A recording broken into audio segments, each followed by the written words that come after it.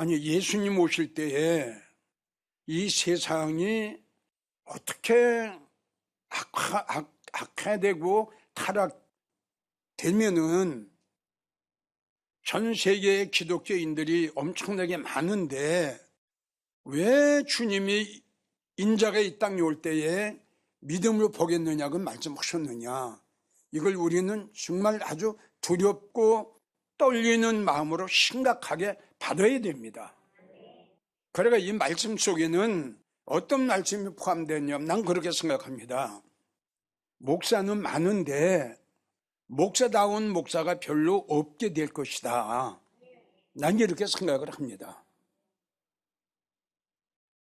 내가 우리 목사님들에게도 이제 그런 얘기를 하지만 내가 직분은 목사인데 과연 내가 하나님 앞에 인정받는 지금 목회를 하고 있느냐. 자, 우리가 너무 잘 아는 요한복음 10장 12절 대표적인 말씀이죠. 싹고는 목자 아니다. 이건 자주 내가 이 말씀을 합니다. 성도 입장에서 생각해 보세요. 그러고 하시는 말씀이 뭐라고 말씀하시냐면 양도 재앙 아니다 그랬습니다.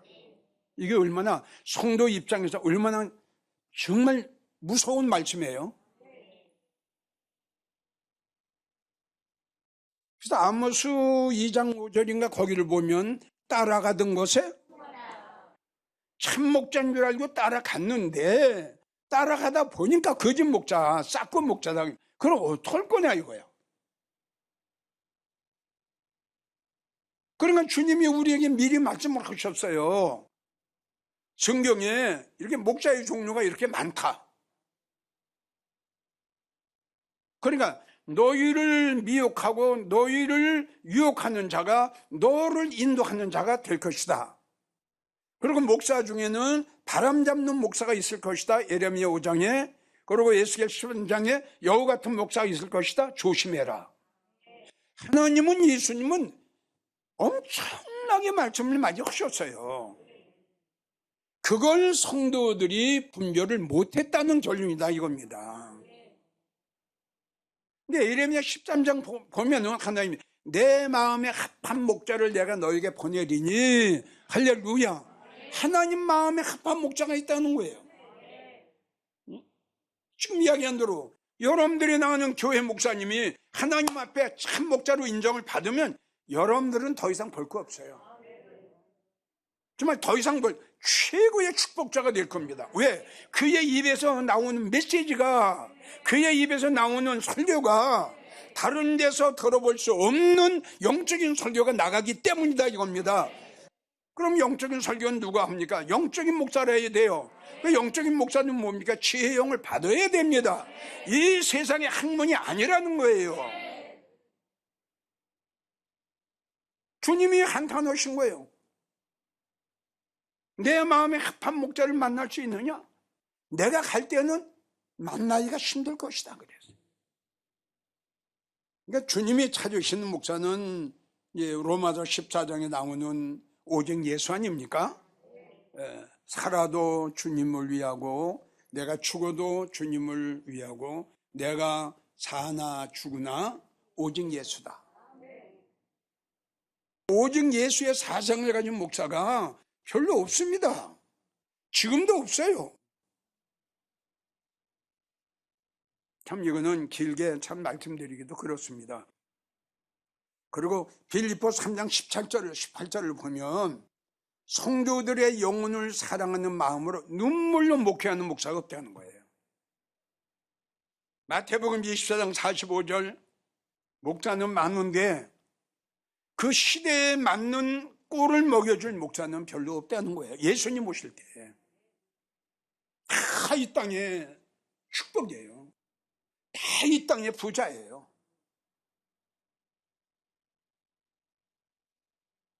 여러분, 목사를 왜 잘 만나야 되느냐 하면 이 말씀의 설교가 여러분들을 안내해. 그러니까 설교가 여러분들을 물질로 가면 여러분들이 돈을 사랑해요. 이 설교가 세상으로 가면 여러분들이 세상으로 가는 거예요. 이 말씀이, 이 설교가 여러분들을 예수님으로 인도하면 여러분들이 예수님 앞에 가는 거예요. 그러니까 설교가 얼마나 중요하느냐 이거야. 내가 어떠한 교회를 만나고 어떤 목사를 만나서 어떤 설교를 듣느냐가 내가 믿음하냐 성공하느냐 못하느냐. 잘 믿어집니까? 그 시대에 맞는 설교를 해줄 자가 없다는 거예요. 그러니까 보세요. 46절로 쫙 넘어가서 지금 오늘 18장 8절하고 맞는 말씀이에요. 인자가 이 땅 올 때 믿는 자를 보겠느냐 한탄 오셨죠? 그 46절에 넘어가서는 뭐라고 말씀했느냐 하면 주인이 올 때에, 이건 무슨 말씀이에요? 그렇죠. 그러니까 똑같잖아요. 연결되잖아요. 주님 오실 때에, 예수님 오실 때 어떻게? 그렇죠. 복 있는 종이 될 것이다 그랬어요. 그러니까 그 말씀의 뜻은 뭐냐? 예수님이 오실 때에는 목사는 많은데 그 시대에 맞는 설교를 해줄 목사를 만나기가 힘든 시대가 올 것이다. 지금 바로 그거 아니에요. 들어보세요.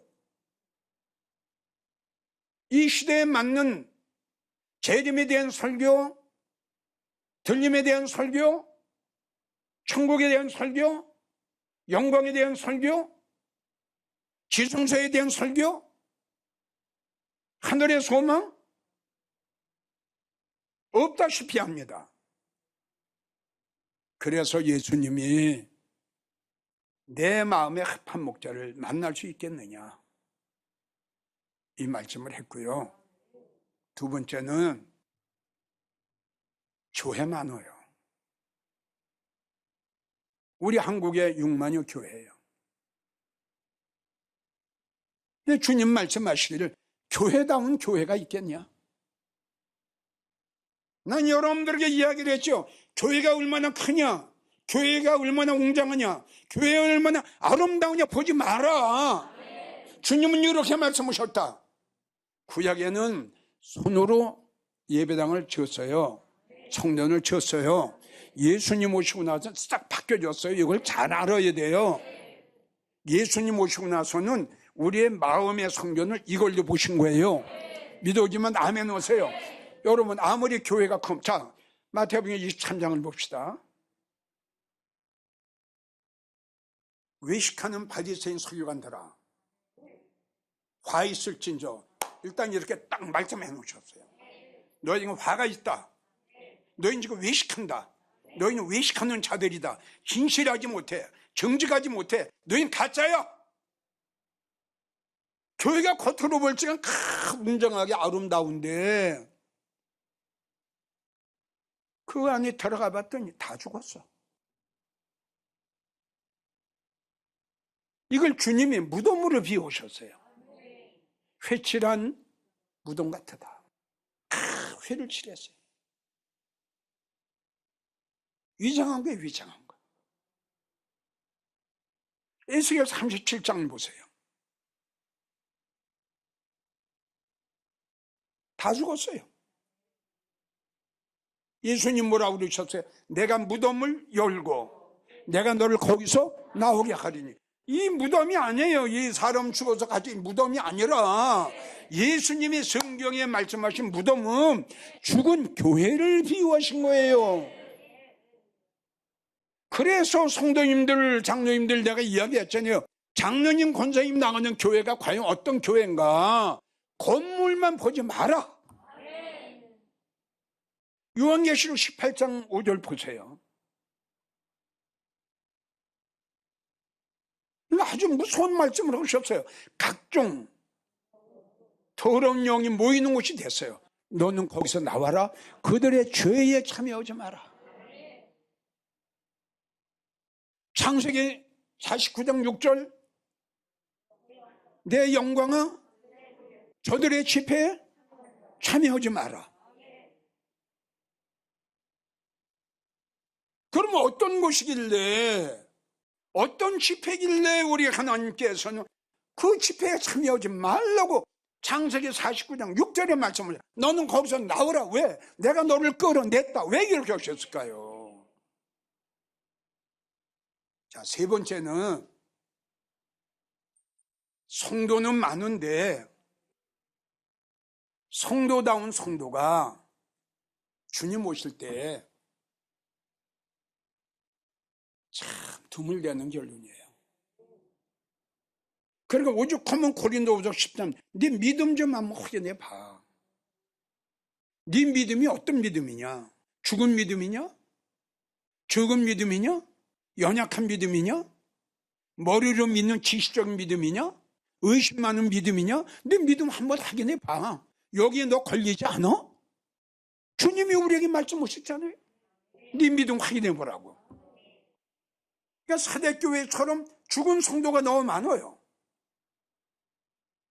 라오디게아 성도들처럼 차지도 않고 덥지도 않고 이건 믿음이 아니에요. 이런 성도. 예? 마태복음 7장 행함이 없이 말로만 입으로 주여 하는. 그리고 요한일서 세상에 속한 자. 아멘이에요? 그리고 예수님보다 돈을 더 사랑하고 예수님 앞에 정을 주는 게 아니라 돈에게 온갖 마음을 다 쏟은 자. 너무 많아요. 근데 주님 오실 때에 예수님 발 앞에 앉아서 무릎을 꿇고 말씀을 받았던 말씀의 성도. 주님 앞에 옥합을 깨뜨리고 머리카락을 풀어서 눈물을 흘리며 예수님의 발을 씻었던 이 주님을 사랑했던 마리아와 같은 성도. 아멘. 시대만 집사처럼 복음을 증거하다가 핍박을 받으면서도 조금도 낙심하지 않고 하늘을 우러러 봤던 그 시대만 집사와 같은 그 성도, 바나바 같은 성도 없다는 거죠. 찾아보기가 힘들지 않는 거죠. 하나의 한탄하신 거예요. 그래서 주님이 찾으시는 성도는 제일 첫째가 뭐냐 그러면 하나님이 우리에게 하신 말씀이 그대로 이루어질 줄 믿는 겁니다. 이거 주님이 제일 먼저 찾으시는 게 이겁니다.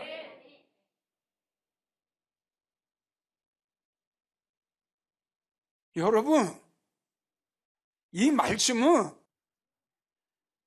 여러 가지 말할 필요가 없어요. 성도의 제일 1번이 이거랍니다. 이거. 자, 하나님이 기쁘시게 하려면 뭐가 있어야 돼? 믿음이 있어야지. 자, 하나님을 기쁘시게 할 수 있는 그 믿음의 소유자가 되려면 어떻게 해야 돼? 그렇죠. 이 말씀이 있어야 된단 말이에요. 그러니까 말씀이 성경의 태초에 그러니까 똑같아요. 우리가 믿음 안에서 성공하는 제일 첫째 문제가 바로 이거예요. 이게 관문이 이겁니다. 제 1번이 이겁니다. 이거. 응? 내가 하나님 말씀이 그대로 이루어줄 믿느냐 안 믿느냐 이거에 따른 거예요. 이거에 10% 믿어줬으면 10%, 50% 믿어주면 50%, 60% 믿어주면 60%. 그거에 따라서 여러분들이 믿음 생활을 하는 거예요. 내가 하나님의 말씀에 믿어지는 것만큼, 내가 하나님 말씀이 확신되는 것만큼 내 믿음이 요만해질 수도 있고, 내 믿음이 이만해질 수도 있고, 내 믿음이 이만해질 수도 있다 이겁니다. 자, 여러분들이 믿음 안에 성공한 사람들, 하나님 앞에 의롭다함을 받은 사람들, 하나님 앞에 믿음의 사람으로 인정받은 사람들, 하나님 마음에 합한 사람들, 하나님 앞에 엄청난 복을 받는 사람들 봅시다. 제일 첫째 노합니다. 이 시대에 내가 너의, 그렇죠, 내가 이 시대에 너를, 내가 이 시대에 너의 믿음을, 그렇죠, 내가 이 시대에 너의 의로움을 내가 보았노라. 성공했어요. 그럼 왜 성공했어요? 그렇죠. 두말할 것도 없죠. 자, 그의 믿음을 그의 의로 여긴 누구요? 아브라함이에요. 로마서 4장 어떻게 나왔죠? 아브라함은 백사나 돼요. 사라의 태가 죽었어? 사라의 태가 죽었단 말이야? 임신이 안 돼요? 그런데 그의 믿음이 약하여지지 아니하고 하나님이 아브라함에게 한 약속한 말씀이 그대로 이루어질 줄 믿고 확신했으니 하나님께 하던 그의 믿음을 의로 여겼느니라. 엄청난 의의 축복을 받은 겁니다. 그러니까 이들은 믿음의 후사요, 의의 후사가 된 거예요. 자, 우리가 동정녀 마리아 봅시다. 그러니까 아브라함하고 같았죠. 아브라함은 잉태할 수가 없죠. 이걸 믿었죠. 동정녀 마리아는 잉태할 수가 없죠. 처녀니까 믿었어요. 주께서 하신 말씀이 그대로 이루어질 줄 믿습니다. 복받은 여인아, 은혜받은 여인아. 자, 우리가 롯도 봅시다. 소돔성의 롯.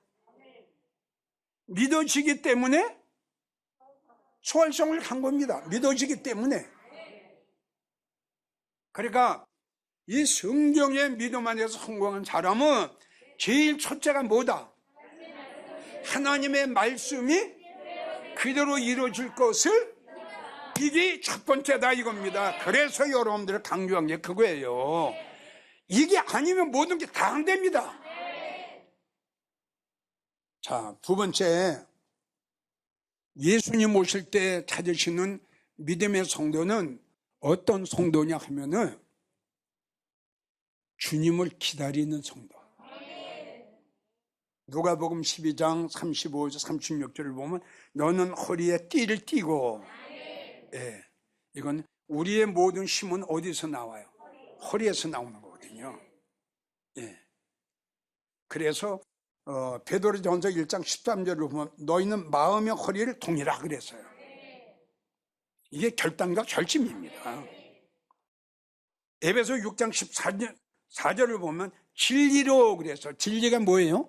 말씀. 그러니까 너희는 말씀으로 너희 허리띠를 띠고, 할렐루야. 말씀으로 동이는 거예요. 말씀으로 탁 마음의 허리를 동이는 거예요. 으쌰 하고 말이에요. 잠언 31장 17절을 보면 힘으로, 힘이 뭐예요? 말씀이죠. 힘으로 허리를 묶고 그랬어요. 묶으라는 게 항상 흐트러지지 않게. 그러니까 모든 힘은 허리에서 나와요. 성경을 보게 되면 모든 힘은 허리에서 나오는 거예요. 그래서 허리에 띠를 띠고 진리의 말씀으로 띠를 띠고 등불을 켜고, 등불은 뭐예요? 말씀이죠. 성령이죠. 은혜죠. 쏟지 말고 성령 소멸하지 말고, 이 뜻이에요. 서 있어라. 이거는 항상 게으르지 말고, 앉아있는 신앙은 게으른 신앙이에요. 태만하고 게으르고 나태한 신앙이에요. 그러니까 주님 오세요. 허리에 띠를 띠고 말씀으로 탁 동이고, 그리고 말씀 충만, 성령 충만, 은혜 충만, 그리고 앉아있지 말고 태만하지 말고 게으르지 말고 서 있어라 이거야. 예? 파수꾼이 앉아있어요? 서 있어요? 서 있어요. 파수꾼은 앉아있으면 큰일 나요. 앉아있으면 잠을 자면 큰일 나요. 주님이 대표적으로 이렇게 말씀하신 거예요. 그래서 잠언 8장 34절을 보면 날마다 문 곁에서 기다리고 문설주 옆에서 기다리는 자는 복이 있도다. 이사야 25장 9절 우리가 주님을 기다렸으니 그가 우리를 구원하시리로다. 주님을 기다리는 성도 주님이 데려가신대요. 응? 주님을 기다리니 주님을 사랑 안 할 수가 없죠. 고린도전서 1장 7절 우리는 예수 그리스도의 나타나심을 기다림이라. 할렐루야. 세 번째, 주님이 가시면서 두 번째 뭐라고요?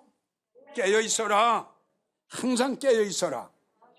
마태복음 24장 41절 그때에 두 여자가 매를 갈고 있음에 하나는 데려감을 당하고 하나는 버려둠을 당했느니라. 그러므로 깨어 있어라. 할렐루야.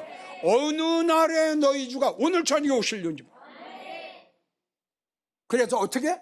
그러므로, 그렇기 때문에 이 뜻이거든요. 넌 깨어 있어라. 그리고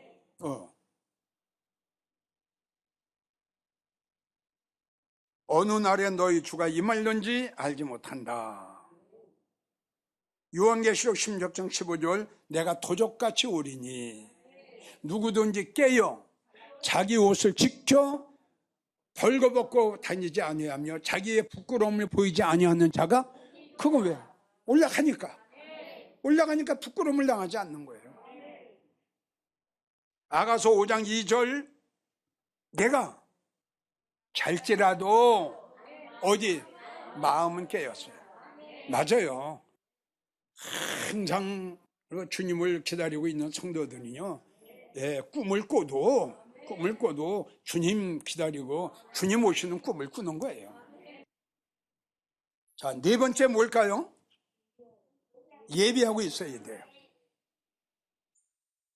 자, 이 말씀도 똑같아요. 마태복음 24장 44절을 보면 이러므로 너희도 예비하고 있어라. 그러니까 이러므로가 이렇게 중요한 거야. 이렇기 때문에 이런 사건이 일어날 텐데 이거예요. 이런 사건이 일어나면 어떻게 될 거냐? 예? 똑같이 믿음 생활을 했다가도 하나는 합격, 하나는 불합격 받을 텐데 이런 일이 있을 텐데 너희는 어떻게 해야 되느냐? 그러니까 성경에 많잖아요. 이사야 10장 3절을 보면 멀리서 오는 환난 날에 너희가 어떻게 하려느냐? 베드로후서 1장 30절을 보면 너희 체질이 뜨거운 불에 녹아지고 풀어질 텐데 아이고 거기서 살아남지 못하죠. 이 세 가지는 예수님이 가실 때 아주 간곡하게 우리에 부탁하신 거예요. 내가 다시 올게. 너 기다려라. 내가 다시 올게. 너 앉아있지 말고 서 있고 그리고 어떻게 깨어 있어라. 그리고 내가 꼭 다시 올 테니까 넌 어떻게 하고 잘 신부단장하고 예비하고 노아가 방주를 예비했듯이 너도 잘 예비해라. 그리고 마태복음 25장 슬기로운 다섯 처녀처럼 너 잘 예비해라. 자, 보세요. 얼마나 중요한 거 보세요. 자, 주님이 가실 때 부탁하셨죠? 예수님 가실 때 부탁하셨죠? 예? 자, 내가 왜 강조하느냐? 이 말씀 부탁하고 가셨죠? 자, 그러면 부탁하고 가신 예수님이 오실 때 어떤 성도를 보기를 원하실까요? 그렇지요. 주님이 가실 때 부탁하신 그 말씀대로 믿음 생활하는 성도를 만나기를 원하실 거 아닙니까? 가실 때 부탁하셨기 때문에. 그러니까 가실 때나 오실 때나 똑같다 이겁니다. 믿어지면 아멘 오세요. 이게 원리 아닙니까? 그러니까 말씀의 확신, 그 다음에 기다리고, 그 다음에 깨어있고, 그리고 예비하면 끝났죠. 다 같이 올라가는 거다. 올라가서 한 자리 하는 거다. 그게 내 말이 아니에요. 주님 말씀 오셨잖아요. 네 믿음대로? 네 믿음이? 그렇죠. 내 말은 주님 말씀을 줬으니까. 지금 네 다섯 가지가 이게 다 하나님의 말씀이 믿어줘야 이렇게 되는 거지. 하나님 말씀이 안 믿으면 무슨 주님을 기다립니까? 오늘 주신 말씀 제일 첫 번째가 뭐예요?